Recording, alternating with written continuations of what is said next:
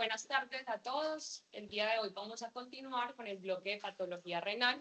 Vamos a hablar sobre la enfermedad de cambios mínimos asociada al embarazo. Mi nombre es María José Espina Mejía, residente de primer año de ginecología y obstetricia de la Universidad Libre de Cali. Y mi tutora, la doctora María Isabel Acosta Ochoa. Ella es ginecóloga de la Universidad de Valladolid, España. También es doctora en investigación clínica en ciencias de la salud y actualmente trabaja en el Hospital de Valladolid, en España. Doctora, si quiere realizar alguna intervención previo a iniciar la presentación.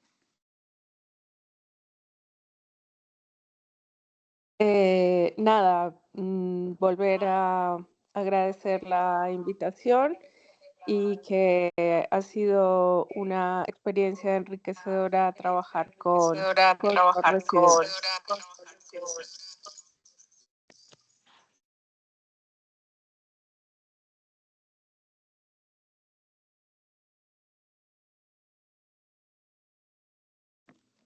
Ok, vamos a dar inicio a la gran sesión. Respecto al contenido que vamos a tratar hoy, vamos a hablar sobre la introducción, las definiciones, epidemiología, la etiología de enfermedad de cambios mínimos, también su fisiopatología, las manifestaciones clínicas que van a presentar los pacientes, cómo vamos a realizar un adecuado diagnóstico o un óptimo tratamiento y qué pronóstico tienen estas pacientes. Finalmente, vamos a realizar un caso clínico que va a ser una actividad dinámica. Vamos a integrar los conocimientos presentados para así sepamos cómo actuar nosotros en nuestro rol de ginecólogos. Comenzando con la introducción, la proteinuria gestacional siempre ha sido un reto clínico para nosotros como ginecólogos, debido a que puede representar desde cambios fisiológicos en el embarazo hasta una enfermedad renal crónica. La proteinuria gestacional y más que todo en síndrome en rango nefrótico, puede representar riesgos de complicaciones maternas como es la preeclampsia o una lesión renal aguda, e incluso también efectos neonatales que pueden ser restricción del crecimiento intrauterino o una amenaza de parto preterno. El síndrome nefrótico hace parte de una de las causas principales de esta proteinuria e independientemente de la etiología, ha sido uno de los diagnósticos diferenciales más difíciles cuando lo comparamos con enfermedades como el trastorno hipertensivo asociado al embarazo. Dentro de las enfermedades glomerulares primarias que hacen causa del síndrome nefrótico, tenemos la enfermedad de cambios mínimos. Esta enfermedad es particular debido a que es infrecuente, sin embargo, tiene un alto pronóstico y responde muy bien al tratamiento. Por lo cual, si nosotros lo identificamos rápidamente y establamos un manejo, pues vamos a desencadenar mejores desenlaces, tanto maternos como fetales. Recordemos así que el síndrome nefrótico va a estar caracterizado por proteinuria masiva, hipoalbuminemia, edema, hiperlipidemia y permeabilidad glomerular. Dentro de las causas tenemos primarias que se han asociado a ser idiopáticas, tenemos la enfermedad de cambios mínimos, que es el tema que nos concierne el día de hoy, glomerulosclerosis focal y segmentaria, nefropatía membranosa y glomerulonefritis membranoproliferativa primaria. Dentro de las causas secundarias podemos encontrar enfermedades sistémicas como la diabetes, el lupus, la amiloidosis, infecciones como son asociadas a virus, hepatitis B o C. Dentro de las neoplasias tenemos el linfoma Hodgkin, fármacos se han descrito AINES, cefalosporinas y litio, como veremos más adelante, y también toxinas. Cuando hablamos de las causas hereditarias, estas son se han asociado en menor grado, sin embargo se han descrito mutaciones en el gen de nefrina. La nefrina es la proteína estructural del podocito, que a la final va a ser el alterado en la enfermedad de cambios mínimos, como ya lo mencionaremos. Pero entonces, ¿qué es la enfermedad de cambios mínimos? O también llamada enfermedad nula o necrosis lipoidea. Esta va a ser una glomerulopatía primaria que va a causar síndrome nefrótico y va a tener una disfunción o alteración la cual es reversible de los podocitos. Se va a caracterizar por un borramiento difuso de esos pedicelos podocitarios que los vamos a ver en la microscopía electrónica. Se va a asociar a proteinuria masiva, va a tener una alta respuesta a los glucocorticoides y tiene un pronóstico renal favorable. Cuando hablamos de su epidemiología, específicamente en la población infantil, esta enfermedad sí va a ser la más frecuente que causa síndrome nefrótico, aproximadamente de un 70-90% en los niños entre 2 y 6 años. Respecto a su incidencia, tenemos a 2 a 7 casos nuevos por cada 100.000 niños por año y prevalencia de 10 a 50 casos por 100.000 niños. Encontramos también que hay una predominancia por el sexo masculino, y cuando ya nos encontramos o visualizamos la etapa en la adultez, los datos en realidad son muy limitados, debido a que solo se aproxima un 10 a 15% de los casos de síndrome nefrótico y no presenta una predominancia por ningún sexo. Ya cuando hablamos de nuestra población de interés, que van a ser las gestantes, como les decía, no hay datos, no hay una población robusta que nos permita estimar una incidencia o una prevalencia. Sin embargo, según lo descrito, que son casos, reportes de casos, se estima un síndrome nefrótico, ya sea primario o secundario, entre 0.012 a 0.025%. Pero cuando hablamos de enfermedad de cambios mínimos, en realidad no tenemos datos. Este es un estudio que es retrospectivo observacional, fue publicado en el 2017, es un referente de la literatura médica, fue publicado en la American Journal of Nephrology y es muy importante ya que se evaluaron los desenlaces clínicos, tanto maternos como fetales, en pacientes que tenían una glomerulopatía primaria confirmada por biopsia. Es muy importante porque lo que hicieron fue recolectar datos entre 1996 hasta el 2015, es decir, más de 20 años de experiencia, donde solo encontraron 43 embarazos con glomerulopatía primaria confirmada por biopsia. De estos, solo 4 correspondían a enfermedad de cambios mínimos, es decir, menos del 10% de la población, lo cual nos confirma que la enfermedad es muy poco frecuente.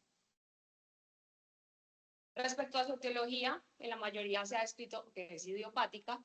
Sin embargo, en los últimos años se ha asociado a alteraciones del sistema inmunológico en pacientes que son asmáticos, tienen rinitis alérgica, también pueden ser alérgicos al polvo, polen o picaduras de insecto.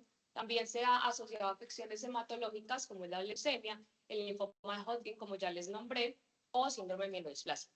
Respecto a los fármacos, se ha usado a AINES, a litio, antibióticos como la cefalosporina, vacunas e interferón gamma. Respecto a la asociación en la parte infecciosa, se ha descrito tuberculosis, VIH, sífilis, virus de hepatitis C y micoplasma. Y otros desencadenantes importantes va a ser justamente el embarazo, recaídas por infección, también se ha descrito nefropatía por IgA, lupus o diabetes.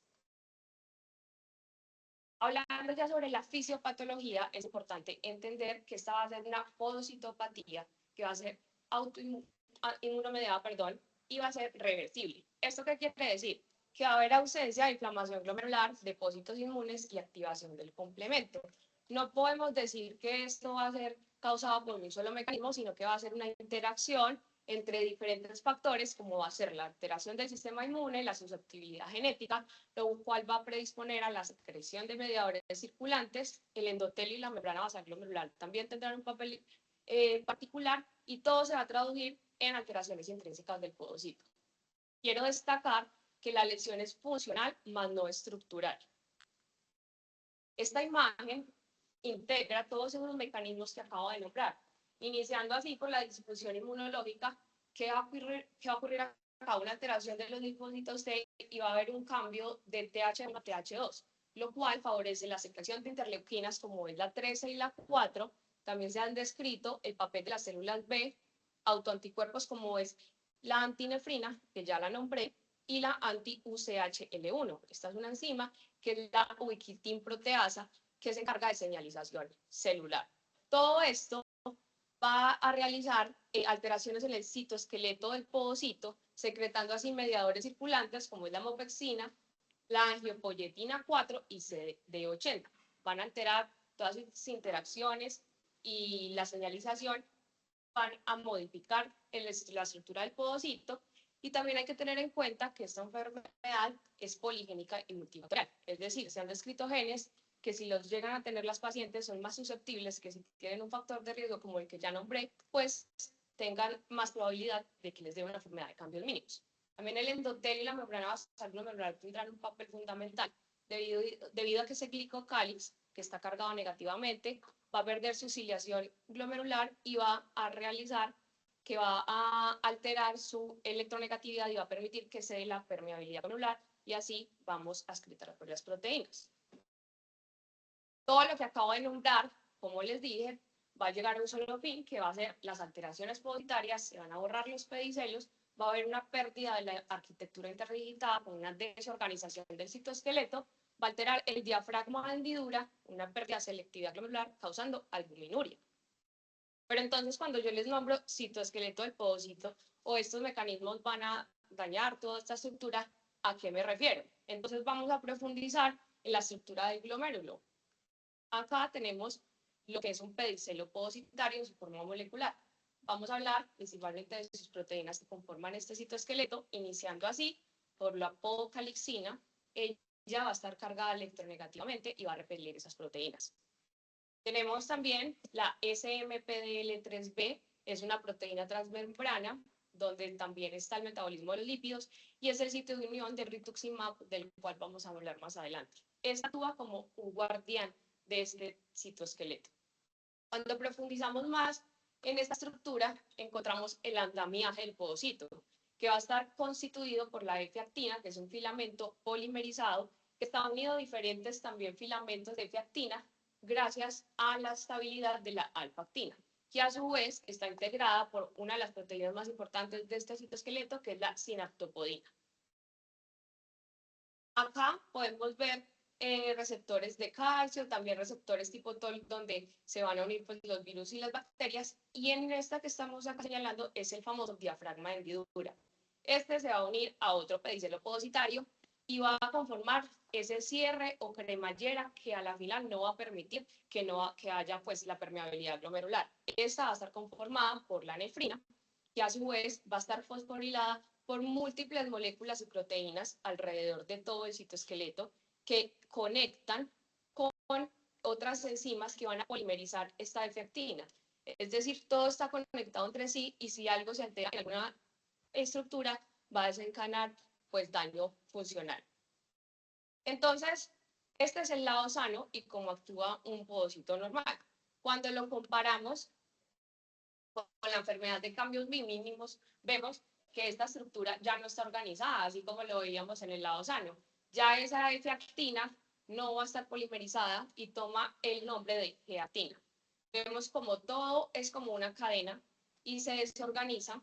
Podemos ver las interleuquinas que ya nombré, los productos microbianos.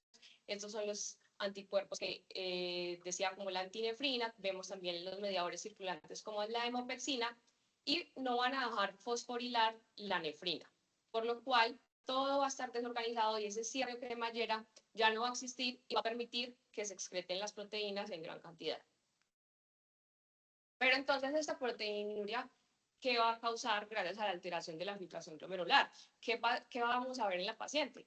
Entonces va a haber una hipoalbuminemia, con lo cual va a disminuir la presión encótica y va a favorecer ese paso del líquido al intersticio, con lo cual se va a activar el aparato yuxtaglomerular y debido a la disminución del volumen circulante, se va a activar el sistema renina-angiotensina y la hormona antidiurética. Como la mácula densa va a censar esa disminución de sodio y líquido, va a incrementar la reabsorción de sodio y agua. Sin embargo, lo único que va a ocasionar es que va a empeorar el edema de la paciente, ya que la paciente va a tener esa hipovolemia debido a que el volumen, pues el circulante está disminuido. También va a haber pérdida de proteínas como son las lipoproteínas, por lo cual el hígado empieza con mecanismos de compensación a secretar más lipoproteínas, con lo cual va a aumentar el colesterol y los triglicéridos. Lo mismo que ocurre con los factores de coagulación, los cuales se están perdiendo. El hígado trata de compensar, aumenta la secreción de esos factores procoagulantes y lo que hace es un estado hipercoagulable para la paciente. También se han descrito alteraciones inmunológicas debido a pérdida de inmunoglobulinas y factores del complemento, lo cual predispone a aumento de riesgos de infecciones. ¿Qué relación tiene la enfermedad de cambios mínimos con el embarazo? Recordemos que el embarazo tiene diferentes cambios fisiológicos y justamente dos de ellos van a actuar en el podocito. ¿Cuáles son? El entorno inmunológico y el entorno hemodinámico de hiperfiltración, con lo cual puede actuar como desencadenante o amplificador en mujeres que son susceptibles. Cuando hablamos del sistema inmunológico, recordemos así que el embarazo hace una modificación de TH1 a TH2, con lo cual favorece la tolerancia materna. ¿Para qué lo realiza? Para que haya una adecuada invasión trofoblástica y desarrollo placentario. Sin embargo, como ya lo dije en la fisiopatología de enfermedad de cambios mínimos, este cambio de TH1 a TH2 va a favorecer la secreción de interleuquinas, como es la 13, y va a alterar esa estructura del podocito, alterando el diafragma de hendidura y causando borramiento de pedicelos y proteinuria. Cuando hablamos de la vía hemodinámica y renal, recordemos que dentro de los cambios fisiológicos va a estar el aumento del volumen plasmático y gasto cardíaco, va a haber una disminución de la resistencia vascular sistémica y va a haber un aumento de la tasa de filtración glomerular, causando así hiperfiltración. Por eso es que podemos describir proteinuria en la gestación. Sin embargo, esta hiperfiltración va a causar estrés podocitario.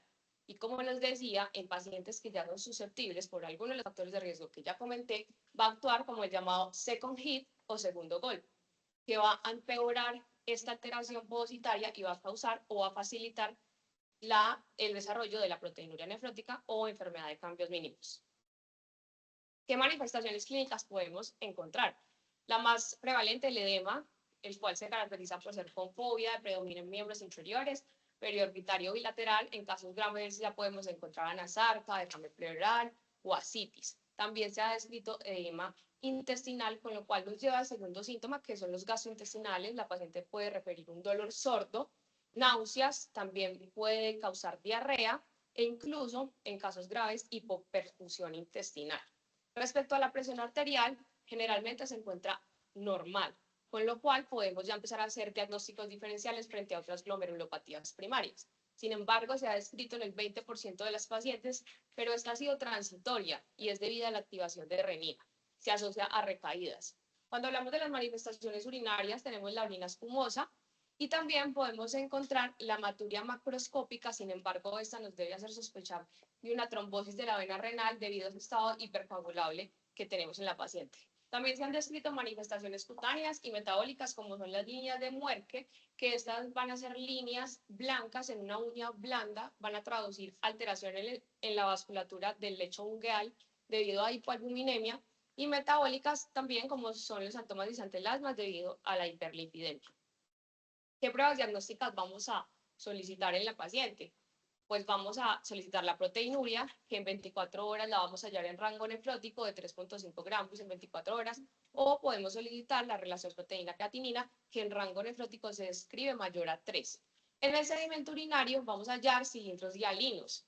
¿Qué es lo que pasa? Como hay una pérdida de albúmina, esta cuando pasa por la gruesa lanza de las Henle, va a secretar la proteína Tom Harshal, y esta lo que va a causar es una reacción enzimática que gelifica la albúmina y causa los cilindros hialinos. También podemos encontrar cuerpos ovales grasos asociados a lipiduria y también hematuria microscópica. Sin embargo, a un aproximado 10 a 30% de los pacientes, y nos debe hacer como pensar en otros diagnósticos diferenciales. Vamos a encontrar hipoalbuminemia menor a 2.5 gramos por decilitro, el perfil lipídico pues va a estar alterado, la función renal normalmente la encontramos sin alteraciones, y cuando hablamos de electrolitos y metabolismo mineral podemos encontrar hiponatremia leve, la cual es dilucional. También el calcio total va a estar bajo por esa pérdida de albúmina. Sin embargo, el ionizado va a estar normal, por lo cual no requiere pues ningún tratamiento adicional. La vitamina D va a estar baja debido a la pérdida de proteínas que son transportadoras. Cuando pedimos el hemograma podemos hallar hemoconcentración, también trombocitosis secundaria pues a la hipovolemia, y podemos también solicitar otros estudios complementarios. Cuando nosotros pensamos en otras patologías, hagamos diagnósticos diferenciales, por ejemplo, ANAS, cuando pensamos en una nefritis lúpica, ANCAS en una vasculitis, también podemos pedir complemento cuando pensamos en una glomerulopatía inmunomediada. Entonces depende del contexto de la paciente. Sin embargo, ¿cuál es el gol estándar de la enfermedad de cambios mínimos? Y va a ser la biopsia renal. Sin este estudio no podemos decir con certeza que es una enfermedad de cambios mínimos. ¿Qué se caracteriza en los hallazgos? A la microscopía óptica, el glomérulo va a estar totalmente normal. Por eso les decía al inicio que la patología es funcional y no estructural. No vamos a encontrar proliferación, necrosis, depósitos ni esclerosis. Por lo cual la inmunofluorescencia va a ser negativa, porque pues no hay inmunocomplejos. Como lo vemos en estas imágenes, encontramos un glomérulo totalmente normal, no tiene inflamación, no tiene esclerosis, engrosamiento, no tiene depósitos, las redes capilares están totalmente limpias. Entonces, ¿qué vamos a hallar? Va a ser en la microscopía electrónica, donde encontraremos un borramiento difuso de pedicelios, como lo vemos en las imágenes que ya voy a mostrar. Sin embargo, en esta aquí se trae una imagen de microscopía electrónica normal. para que hagamos la comparación. Entonces acá están los pedicelios podocitarios, que son interdigitaciones, los cuales van a estar unidos por el diafragma de hendidura. Cuando lo comparamos con una enfermedad de cambios mínimos, podemos visualizar, como les estoy señalando, que estos pedicelios, estas interdigitaciones se pierden, se fusionan, hay un borramiento completo, al igual que en esta otra imagen. Esta imagen hace pues también la comparación, esto es normal, acá tenemos los pedicelios con su diafragma de hendidura y acá pues hay un borramiento total. Nos hacemos la pregunta, ¿biopsia renal en embarazada, sí o no? Creo que esta es una de las partes más importantes de la presentación, debido a pues, el interés y como les digo que no se puede hacer un diagnóstico sin la biopsia. Esta fue una revisión sistemática, la cual se publicó en el 2013, ha sido referente en la literatura, incluso sigue siendo citada en todos los consensos de expertos, y lo que hicieron fue recolectar información desde 1980 hasta el 2012 de 243 biopsias realizadas durante el embarazo y comparar el riesgo de realizarlo durante el embarazo con el posparto. Además, evaluaron la seguridad, las complicaciones y la utilidad clínica de realizarlas durante la gestación. ¿Qué encontraron? Únicamente 2% de complicaciones mayores que se asociaban a un sangrado significativo por hematomas perirenales y algunos requirieron transfusión. Y 5% de complicaciones menores que fueron hematomas pequeños o macromaturia con dolor lumbar. ¿Qué conclusiones hallaron? Se vio que durante el posparto había un aumento, durante la gestación había un aumento de riesgo del 7% versus realizarla en el posparto, que eran un 1%. También que el pico de riesgo era entre las semanas 23 y 26, con un pico en las 25 semanas, pero fue muy importante porque se cambió el diagnóstico en el 66% de los casos. Como conclusión, la biopsia renal se justifica únicamente si cambia el tratamiento, debido a que sí hay un aumento del riesgo comparado con el posparto, pero tiene un alto valor diagnóstico. ¿Qué dice CAIGO frente a la biopsia renal en gestantes? No hay una guía como tal.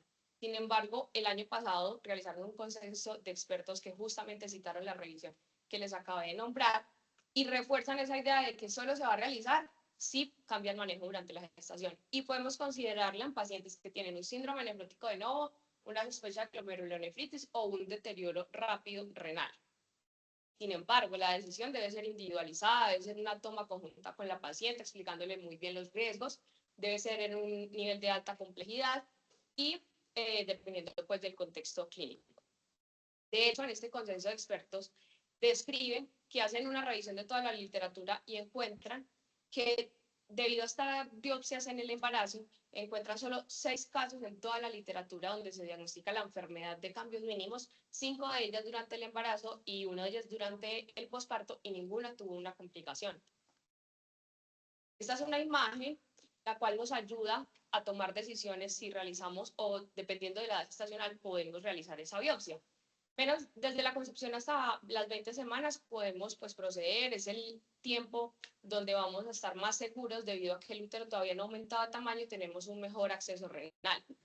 Desde las 23 a las 23 pues ya consideramos, individualizamos la paciente, si sabemos que le va a cambiar el tratamiento o tiene un deterioro agudo renal y ya después de las 23 semanas nos dicen, bueno, esperemos mejorar el posparto. Si la paciente todavía está estable, esperemos. Sin embargo, vuelvo y repito, debemos individualizar cada caso.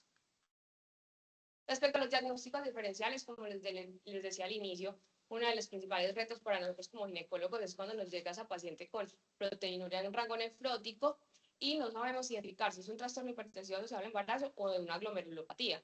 Debemos tener en cuenta pues, el contexto, si la paciente tiene una hipertensión de novo después de las 20 semanas o tiene una alteración en el perfil de daño endotelial. Respecto a la nefritis membranosa, pues en esta vamos a encontrar anticuerpos antifosfolipasa A2 positivos, también se describen pues, los depósitos inmunes, lo cual no vemos en la enfermedad de cambios mínimos. Respecto a la glomerulosclerosis focal segmentaria, la paciente va a tener acá hipertensión, por eso les decía que ya podemos hacer diagnósticos diferenciales, sin embargo se ha descrito en 20% en las enfermedades de cambios mínimos. Vamos a tener también un deterioro renal súbito y en estas pacientes no responden bien a glucocorticoides. Cuando hablamos de la nefritis lúpica, podemos encontrar C3 y C4 disminuidos, también vamos a encontrar ANAS positivos y un sedimento activo, es decir, cilindros hemáticos. Respecto a la nefropatía diabética, pues tenemos el contexto de alteración metabólica, que ya la paciente haya tenido proteinuria. La amiloidosis renal, en esta la vamos a diferenciar porque hay un compromiso sistémico de predominio gastrointestinal y cardíaco, y también en la biopsia va a ser Congo rojo positivo. Y ya secundaria a otros, como son los fármacos y las infecciones, pues ya la paciente va a tener una exposición causal clara. ¿Qué tratamiento vamos a dar a esos gestantes que tienen la enfermedad de cambios mínimos? Entonces, ¿qué dice CADIP? Cuando una gestante ya tenía esta patología establecida previa a la gestación y llega en remisión completa a un embarazo, debemos suspender la inmunosupresión, ya que no se ha demostrado que el uso de glucocorticoides sirvan como profilaxis versus los riesgos que representan. Este es un algoritmo que está en las guías de CADIGO, que las últimas fueron en el 2021, pero es en población general, no gestantes. Pero como les digo que no hay datos para estimar y hacer guías para embarazadas, debemos extrapolar ese tratamiento a las gestantes. Entonces, la primera línea van a ser los glucocorticoides. Sin embargo, si no se puede administrar o la paciente pues no responde a estos, tenemos otras líneas que para la población general los describen como es la ciclofosfamida, los inhibidores de calcineurina que van a corresponder a la ciclosporina y al tacrolimus, o incluso pues también micofenolato y rituximab. Sin embargo, recordemos que en el embarazo está totalmente contraindicado la ciclofosfamida y el micofenolato debido a que son teratogénicos. Por lo cual nos quedan otras líneas o alternativas que van a ser los inhibidores de calcineurina y, como lo veremos más adelante, el rituximab, solo en casos excepcionales. También es importante, de la mano de la primera línea, que son los glucocorticoides, el tratamiento de soporte, que incluso es lo que nosotros como ginecólogos vamos a establecer.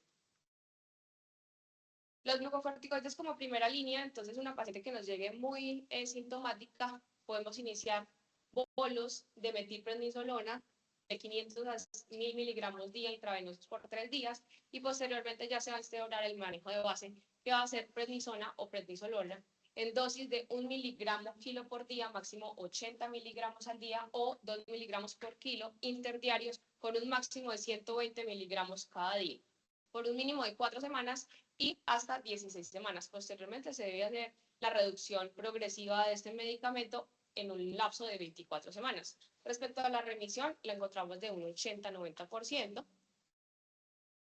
¿Y por qué son los de primera línea? Ya que no se han demostrado que tengan malformaciones mayores, sin embargo se describen riesgos como la hiperglicemia y la diabetes estacional, predisponen a infecciones, y cuando hay un uso prolongado también se describe su presión suprarrenal neonatal.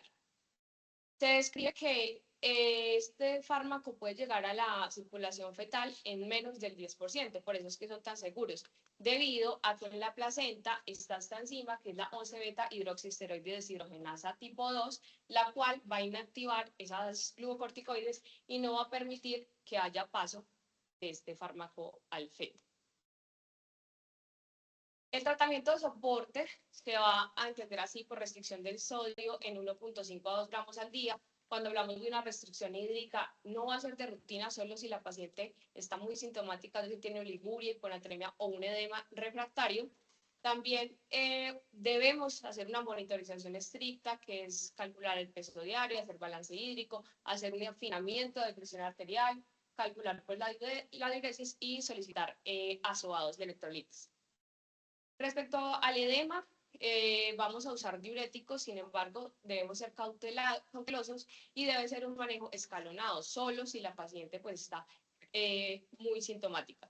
¿Qué vamos a usar? Furosemida, primera línea, de 20 a 40 miligramos día, ya dependiendo vía oral o intravenoso si está intrahospitalario, y se debe ajustar según la respuesta. Sin embargo, no podemos olvidar los riesgos, que es la hipovolemia, la hipotensión o disminución de la perfusión placental. Respecto al tratamiento de soporte, si la paciente presenta una resistencia a los diuréticos o si tiene una albúmina menor a 2 gramos por decilitro, un edema severo, una hipovolemia, podemos adicionarle albúmina intravenosa. Este es uno de los puntos claves de nosotros, y es que siempre en una paciente que tenga una enfermedad de cambios mínimos debemos iniciar tromboprofilaxis por ese estado hipercoagulable que ya les comenté. asociado también a la administración de aspirina para prevenir la preeclampsia. El control de la presión arterial, si llega a documentarse, pues los fármacos que nosotros ya conocemos. El manejo de la dislipidemia, no debemos iniciar estatinas, están contraindicadas en el embarazo y esta ya va a resolver cuando ya la proteinuria disminuya. Respecto a la prevención de infecciones por esa alteración del sistema inmunológico, no, en la literatura no se describe que tenga un beneficio iniciar antibióticos, por lo cual no está indicado. Y respecto al soporte nutricional, debemos evitar una dieta hiperproteica, unas proteínas calculadas de 0,8 a 1 gramo por kilogramo día, y también debemos iniciar suplementos como el calcio y la vitamina D. De segunda línea, como ya les comenté, tenemos los inhibidores de la calcineurina que corresponden al tacrolimus y a la ciclosporina. Estos solo los vamos a administrar cuando haya una intolerancia o resistencia a los glucocorticoides o tengamos pues una enfermedad grave. ¿Qué mecanismo de acción tienen? Es inhibir la calcineurina, que estos van a disminuir el factor nuclear de activación de células T, con lo cual se va a disminuir las interleuquinas y no va a haber alteración en esos povocitos. No hay literatura que sostenga que estos no causan malformaciones fetales. Sin embargo, sí hay mucha evidencia en trasplante renal y en lupus en gestantes, por lo cual también extrapolamos los datos. No han demostrado que son teratogénicos, que logran una adecuada remisión de la proteinuria, sin embargo, van a requerir una monitorización estrecha. Los riesgos principales con estos van a ser la hipertensión, la diabetes, más documentada con el tacrolimus, o nefrotoxicidad, que también es más documentada con la ciclosporina. También podemos tener desenlaces neonatales como esparto pretérmino o restricción del crecimiento intrauterino. Estas son las dosis que propone CADIGO, ciclosporina de 3 a 5 miligramos kilo día vía oral con una tasa de remisión del 75%, y tacrolimus de 0,05 a 0,1 miligramos por kilo día vía oral con una tasa de remisión de aproximadamente el 90%. Como les decía, como son nefrotóxicos, se deben medir esos niveles séricos, los cuales estos son los normales: ciclosporina 150 a 200 nanogramos por milimol y tacrolimus de 4 a 7 nanogramos por milimol. Dependiendo de lo que encontremos acá, vamos a realizar ajustes en las dosis de los medicamentos. Cuando ya llevamos un año con tratamiento o la paciente pues ya está en remisión, podemos hacer una reducción gradual hasta pues suspenderlo o hasta que quede en remisión con la dosis mínima. Sin embargo, como estos medicamentos causan deterioro renal, si tenemos una paciente que tiene alteración de los azoados, sin embargo la proteinuria resolvió, debemos sospechar que haya una intoxicación por inhibidores de calcineurina. Respecto al rituximab, este va a ser un anticuerpo monoclonal anti-CD20 que causa depresión de los linfocitos B. No va a ser primera línea, solo en casos excepcionales lo podemos usar. Dicen que, respecto a la literatura, se ha asociado que tiene mejoría en pacientes que tienen autoanticuerpos, que tienen falla o intolerancia a los esteroides, que no pueden usar los inhibidores de calcineurina o tienen una enfermedad pues de alto riesgo. Estas son las dosis. CADIGO describe dentro de ellas 375 miligramos por metro cuadrado cada semana por 4 dosis, y ya si la paciente presenta recaídas, de 375 miligramos por metro cuadrado, una dosis. Respecto a la remisión, se ha descrito en el 70%, 20% si se usa solo este medicamento y aumenta un 50% si se añade otro inmunosupresor. Este fue un reporte de caso de una gestante de 27 años. Ella tenía una historia de enfermedad de cambios mínimos, la cual ya era diagnosticada desde los 11 años de edad y tenía una enfermedad de difícil control, era refractaria a múltiples tratamientos, a los glucocorticoides. Ella usó micofenolato, ciclosporina. Sin embargo, ciclofosfamidas. Sin embargo, bueno, lo que documentan acá es que, como vemos en la gráfica, en el eje Y vamos a encontrar el recuento absoluto de células T y en el eje X la edad gestacional. Entonces, ella tuvo un embarazo en el 2014, que fue un aborto espontáneo. Posteriormente, en el 2016, ella se embaraza y a las 13 semanas aplican rituximab. Ella en el 2018 vuelve y se embaraza y a las 23 semanas aplican el rituximab. Entonces, ¿qué encontraron en este reporte de caso? Resultados maternos como fue la remisión completa de la enfermedad, incluso no requirió otro medicamento adicional, con lo cual pues disminuyó los riesgos de los glucocorticoides y no tuvo ninguna complicación materna. Y respecto a los resultados fetales, los 2 recién nacidos fueron sanos, no tuvieron malformaciones. Se describen algunas alteraciones en los linfocitos B, pero fue transitorio y no tuvieron ninguna infección. Como conclusión, este reporte de caso, el uso de rituximab en el embarazo puede ser seguro y eficaz en recaídas frecuentes en pacientes que sean intolerantes a otras terapias y también ayuda a que se eviten esas dosis altas o prolongadas de esteroides. ¿Qué complicaciones vamos a tener en pacientes de enfermedad de cambios mínimos? Maternas, como es el edema, y también las complicaciones hemodinámicas que derivan de infecciones graves, tromboembolismo venoso, insuficiencia renal, complicaciones metabólicas y complicaciones relacionadas con el embarazo. Fetales, como es la restricción de crecimiento uterino, el parto pretérmino, bajo peso al nacer o pérdida gestacional, y se describen pues las complicaciones neonatales relacionadas con el tratamiento, como es esa depresión de los linfocitos B que predispone pues a infecciones neonatales. Respecto al pronóstico, cuando una paciente ya tiene una enfermedad de cambios mínimos establecida y llega en remisión al embarazo, tiene pues mejores desenlaces. La supervivencia se describe como excelente a aquellas pacientes que responden a los glucocorticoides. Solo se han descrito aproximadamente del 10 al 20% que son resistentes. Las recaídas pueden ocurrir ya cuando estamos disminuyendo la dosis o más que todo en el segundo y tercer trimestre, que es cuando está también ese cambio de TH1 a TH2. La enfermedad renal crónica en realidad es muy poco frecuente y cuando comparamos con otras glomerulonefritis como es la glomerulosclerosis focal y segmentaria, tienen mayor riesgo de preeclampsia, no responden también a los glucocorticoides y tienen peores desenlaces fetales. Según la enfermedad de cambios mínimos, ¿vamos a decir la finalización de la gestación? No. Esta solo se va a basar en el estado materno-fetal. Si la paciente tiene una enfermedad en remisión o está estable, podemos llevar el embarazo pues a término y no es una indicación de cesárea. Ya si la paciente está pues complicada o está hemodinámicamente inestable, pues ya se puede considerar finalizar. Respecto al seguimiento es muy importante porque podemos detectar recaídas o deterioro renal. ¿Cómo va a ser? El primer control va a ser a las 2 a 4 semanas, el segundo control de 6 a 8 semanas y debe seguir en un seguimiento de 3 a 6 meses durante el primer año. Que vamos a solicitar todo el perfil renal, también pues la proteinuria, hacer afinamiento de tensión arterial para evaluar así la necesidad de ajustar los medicamentos o incluso suspenderlos. También quiero recordar que durante la lactancia, la primera línea de tratamiento van a ser los glucocorticoides, no están contraindicados. Bueno, ahora vamos a hacer el caso clínico para que participemos entre todos. Entonces llega una gestante a alto riesgo obstétrico de 29 años, es G2 partos 1 con un embarazo de 27.4 semanas, tiene un control prenatal adecuado. Ella nos consulta porque lleva 2 semanas, un cuadro clínico de más de evolución, consistente en edema progresivo en la cara y en extremidades inferiores. Ella refiere que ha aumentado de kilo aproximadamente 4 kilos en 2 semanas y que la orina está espumosa. También tiene sensación de distensión abdominal.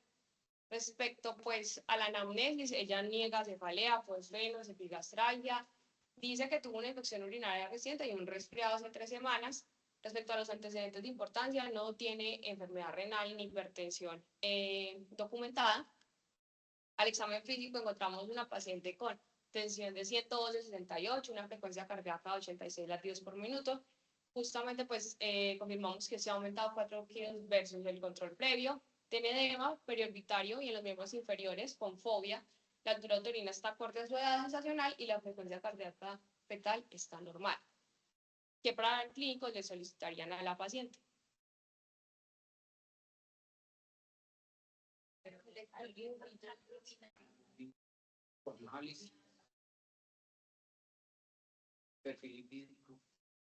Entonces, estos fueron los paraclínicos que le realizaron a la paciente. Un uroanálisis con proteínas con 4 cruces, un sedimento urinario blando, es decir, no tenía cilindros hemáticos, unas proteínas en 24 horas de 6.5 gramos en 24 horas, una relación proteína-creatinina 6.2, una albuminidad sérica 1.9, una creatinina 0.8, un perfil de pico mayor a 250 miligramos por decilitro y el perfil de daño epitelial estaba sin alteraciones. Asociado a esto le hicieron una eco renal también para confirmar pues bienestar fetal, una eco obstétrica y un Doppler que estaban sin alteraciones. ¿Qué impresión diagnóstica tendrían ustedes? Síndrome nefrótico. Ok, entonces, pues un síndrome nefrótico, porque pues no podemos decir que es una enfermedad de cambios mínimos, entonces tampoco tiene un contexto de que tenga un trastorno hipertensivo asociado al embarazo, entonces sospechamos una glomerulopatía. Como ginecólogos, ¿qué conducta tomarían? ¿Qué inician con esa paciente? O sea, ya sabemos que hay diabetes. También. Pues, no sé si se necesita iniciarle ya una técnicamente parece que no. Entonces, pues si tenía de más facilidad,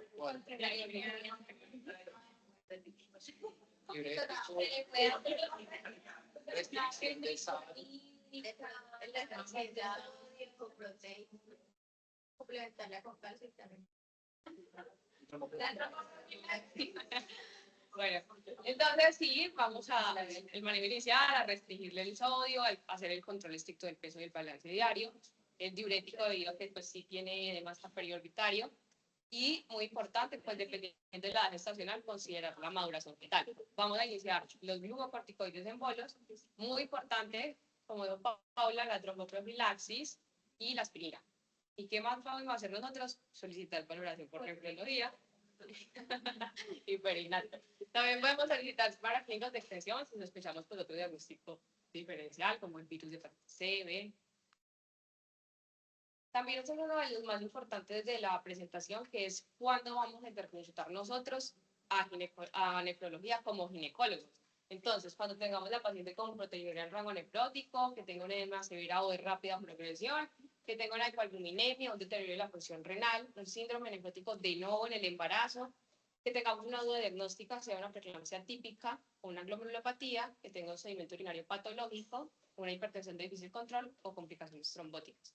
Debemos continuar con nefrología realizando seguimientos si se confirma una glomerulopatía primaria, un síndrome nefrótico en remisión parcial, o, muy importante, si la paciente ya tiene una glomerulopatía confirmada, como es la enfermedad de cambios mínimos, debe hacer una planificación de su embarazo y control una consulta preconcepcional, pues para así determinar cuándo puede embarazarse.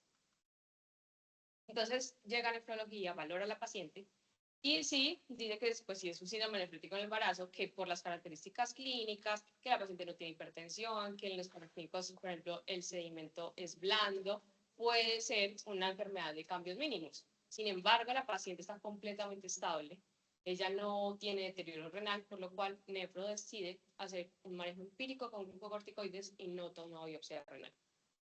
Entonces, ¿qué inicia Nefro? Pues nosotros como ginecólogos iniciamos los pulsos de metil, que fueron de 1000 miligramos IV día por 3 días mientras llegaba a nefrología. La nefrología instaura el manejo de base con prednisona, instauró 60 miligramos al día debido a que la paciente pesaba 60 kilos y recordemos que la dosis es 1 miligramo por kilo. En las semanas siguientes, la paciente mejora, disminuye el edema, la proteinuria pues también disminuye y tiene una función renal estable, no presenta alteraciones en la tensión arterial, con lo cual pues la paciente tiene una adecuada respuesta al tratamiento y nos confirma que podría ser una enfermedad de cambios mínimos porque pues responde muy bien. Este es un algoritmo que quise realizar, que es como nosotros como ginecólogos que debemos evaluar en una paciente que nos llega con clínica o alteración en estos paraclínicos. Entonces, debemos siempre, o uno de los principales es buscar un afinamiento de tensión arterial, debido a que esto pues, va a ser una de las principales decisiones. Entonces, si tiene una tensión arterial elevada, ya pues vamos a sospechar un trastorno hipertensivo asociado al embarazo y vamos a hacer el manejo pertinente. Si tiene una tensión normal, vamos a sospechar una glomerulopatía. Sin embargo, recordemos, esta es la flechita de que algunos pacientes pueden presentar esta hipertensión, pero va a ser transitorio.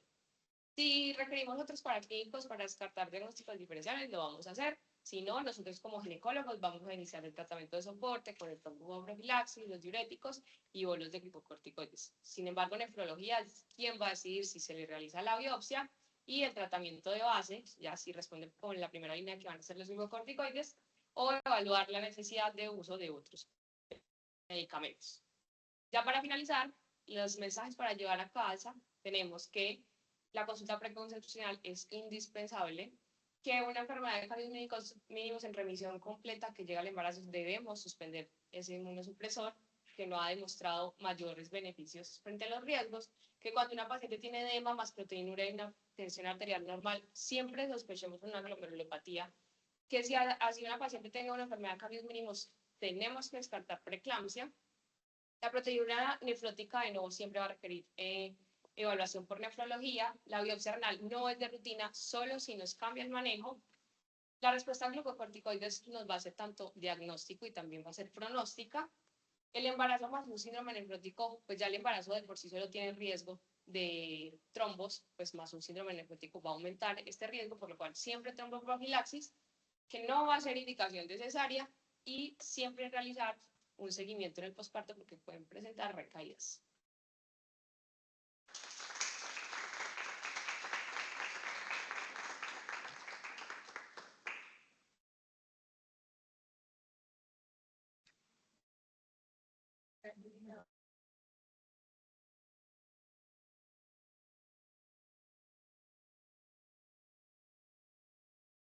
¿Alguna pregunta en la sala?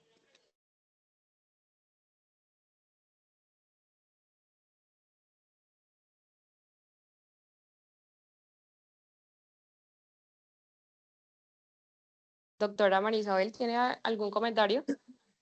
Bueno, primero que todo, felicitarte, María José, has hecho un trabajo, una revisión muy profunda.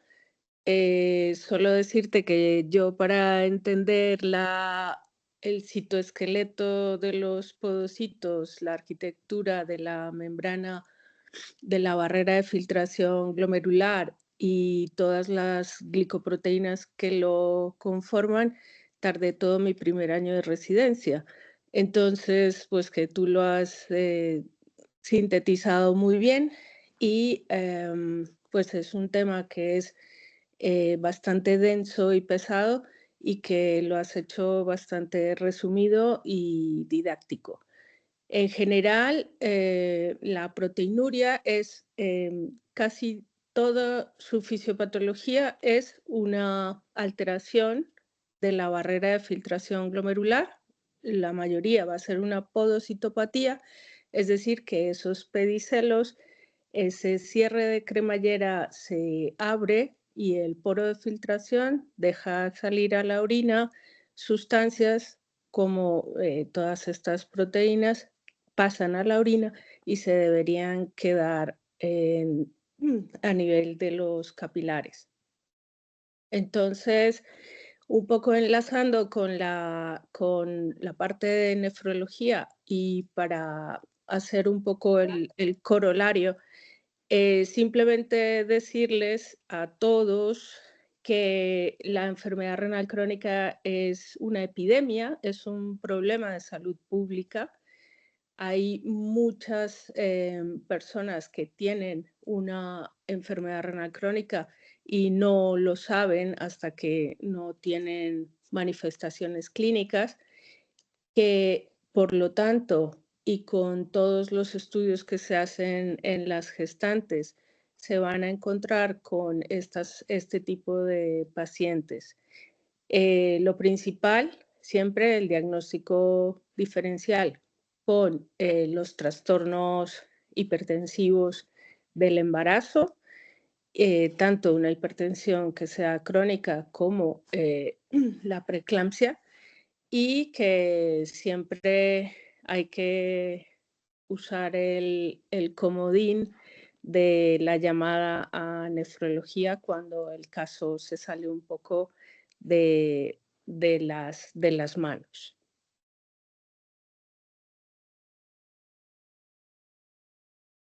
Muchas gracias, doctora. Doctor Milton, ¿tiene algún comentario? Hola María José, y nuevamente pues agradecerle a María Isabel su acompañamiento y estas 2 jornadas excelentes que hemos tenido en términos de la nefrología y del acompañamiento pues de una experta a la aproximación que hacemos nosotros cuando nos enfrentamos posiblemente a estas patologías. Yo le transmití a María Isabel la vez pasada una curiosidad que tenía acerca del elemento de laboratorio que es crucial para estos diagnósticos, que es la proteinuria.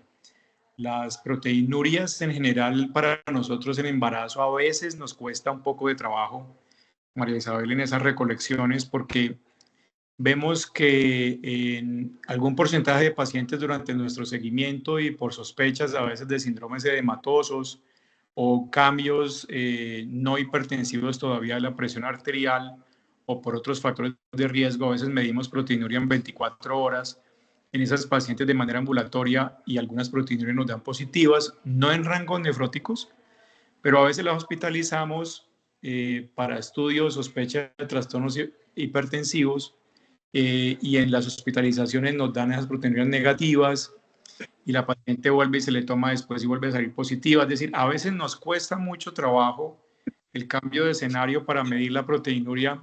Quisiera que nos dieras de tu experiencia y de tu conocimiento algunos tips de cómo sería la mejor manera de medir esas proteinurias y si esperamos cambios importantes cuando acostamos las pacientes en las distintas clínicas, a diferencia de cuando ella toma la proteinuria estando en su casa. Y esto a veces nos pone, digamos, como en aprietos porque nos obliga a adelantar otros exámenes. Claro, hacer más estudios y hacer más análisis y hacer más pruebas porque tienes que descartarlo. Exacto. Bueno, primero, recoger la orina 24 horas es un arte, porque la mayoría de pacientes, o sea, tú intentas explicarlo y lo vuelves a explicar y la enfermera de la consulta y a la mujer del señor se le explica y a los hijos cómo lo tiene que recoger y es, ¿verdad? ¿Perdón? ¿Hola? Adelante, adelante, María. ¿Me escucha? Vale. Entonces, lo primero, por ejemplo, la experiencia que yo tengo es de nefrología pediátrica, en la cual cuando los pacientes pediátricos pasan a adultos, en pediatría se recoge la orina de la noche, que es esa orina que está en posición de supino, y otro tarro, otro bote para la orina que estás en tu actividad diaria. Se supone que hay personas que tienen que aumenta esa proteinuria solo durante el ejercicio, digamos, entre comillas. Entonces, yo creo que no hay o sea, hay que ser muy exquisitos cuando hospitalizas a esa paciente. Va a estar esas 24 horas que va a recoger la orina prácticamente en reposo. Esas 24 horas va a estar con la dieta sin sal, va a estar haciendo poca actividad física. Entonces yo creo que ese es y que en ese contexto se recoge bien. Entonces, en ese contexto, por eso sale también tantos negativos. No quiere decir que no tenga nada. Y el problema es ese, que cuando salga, pues va a volver a aparecer. Otra circunstancia que vemos nosotros cuando vemos en la consulta, porque de alto riesgo nos mandan las pacientes para seguimiento por nefrología, independientemente, perdón, no solo para glomerulopatía, sino también para trastornos hipertensivos del embarazo. Y lo que observamos muchísimo es, por ejemplo, estas bacteriurias asintomáticas, piurias, que no haya una contaminación, porque todo esto también puede la máquina, digamos, no hace una electroforesis, sino te dice qué tipo de proteínas son, simplemente hace como un barrido. Entonces, puede haber también cierto tipo de contaminación. La idea sería la prueba de o sea, en el sistemático de primera hora de la mañana y hacer un cociente creatinina albuminuria y luego, si ese sale entre 30 y 300 es microalbuminuria y más de 300 macroalbuminuria. En ese caso sí pasar a la siguiente fase, que sería hacer la determinación de la proteinuria en 24 horas. Pero vas a depender de que la paciente la recoja bien, de la actividad que ha tenido, de que no haya peleado con el marido y se le suba la tensión. Entonces, por eso también yo creo que puede haber tanta fluctuación. Gracias, María. Y una última pregunta que también es importante para nosotros en el seguimiento de estas pacientes. Cuando estas pacientes nos hacen proteinurias severas, por ejemplo, asociadas a trastornos hipertensivos, que uno queda en el fondo en la duda de no sabe si eso es una preeclampsia limpia o es una preeclampsia de pronto asociada también a una paciente con una glomerulopatía primaria, y le hacemos seguimiento en el puerperio, ¿cómo debería ser ese seguimiento y hasta cuándo esperaría yo que esa proteinuria se desapareciera para decir si fue una preeclampsia y se resolvió, o probablemente esa paciente queda con una proteinuria residual y me toca enfocarla distinto, mandar al nefrólogo por la sospecha de glomerulopatía? Claro, ahí entramos en otro, el puerperio pues es otro periodo en el cual tenemos los loquios. Entonces nosotros casi nunca hacemos proteinurias en ese puerperio inmediato. Nosotros también hacemos ese seguimiento en las consultas de las pacientes para después de que terminan el embarazo. Para la gran mayoría, pues se desescala el tratamiento antihipertensivo, es decir, venían o con el labetalol, el nifedipino o el Aldomed. Cuando ya paren, pues ya se les va desescalando todo, porque normalmente una gran mayoría de pacientes vuelven, digamos, a su estado basal, y las determinaciones realmente no te puedo decir exactamente un tiempo, pero si la paciente sigue hipertensa y sigue hinchada, pues yo creo que pues ahí hay que hacer un seguimiento por nefrología. Y otra cosa muy importante, que es un tema que he estado, bueno, que me han obligado a estudiar ustedes, es el riesgo cardiovascular aumentado en las pacientes que han sufrido preeclampsia. Es decir, aunque esta chica joven de 27 años, G2, tal, que ha tenido su embarazo y vuelve sus tensiones a lo normal, se han visto en estudios en grandes series de seguimientos de años, que estas pacientes tienen muchísimo riesgo más adelante en la vida de sufrir hipertensión, como en este caso es difícil decirlo, pero podría ser esencial, porque tampoco podemos achacarlo no podemos decir que sea una hipertensión secundaria, y esto lleva también aparejado un riesgo cardiovascular elevadísimo. Entonces, ¿qué sería el seguimiento de estas pacientes? Decirles pues que una vez cada 6 meses o en sus chequeos médicos se hagan tomar la tensión, porque tienen, digamos, un poquito más de boletas en la rifa de ser hipertensas más adelante en la vida. Pero no te puedo decir, a los 40 días hay que hacer una orina 24 horas, pues realmente no, eso no está estandarizado y no se puede protocolizar, siempre hay que verlo de manera individual. Bueno, María Isabel, agradecerte mucho tu compañía y de verdad el acompañamiento que nos has brindado, tu generosidad, y mandarte un fuerte abrazo. Vamos a enviarte las gracias por escrito, como quedamos, y esperamos que ojalá nos volvamos a ver. Aquí tenemos muchas inquietudes también desde este grupo de residentes y desde esta escuela, y pues no cerramos la puerta que de pronto podamos en algún momento dado trabajar y convidarte para aportar toda tu experiencia. Muchas gracias. De nuevo, pues eso, muchísimas gracias por la invitación.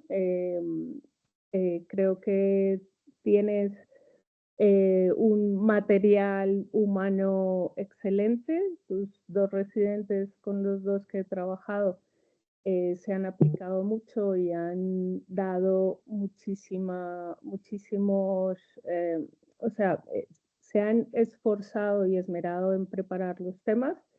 Lo principal es que sean de utilidad, que queden algunas cosas más o menos claras y que todo sea por la atención de los pacientes y que obviamente abierta a nuevas colaboraciones y sobre todo gracias por la invitación porque trabajar con esta gente joven que tiene ese entusiasmo y ese ímpetu pues te obliga a ponerte a su altura y también a volver a estudiar y te ayudan a sacar también cosas tuyas. Yo creo que es algo recíproco y que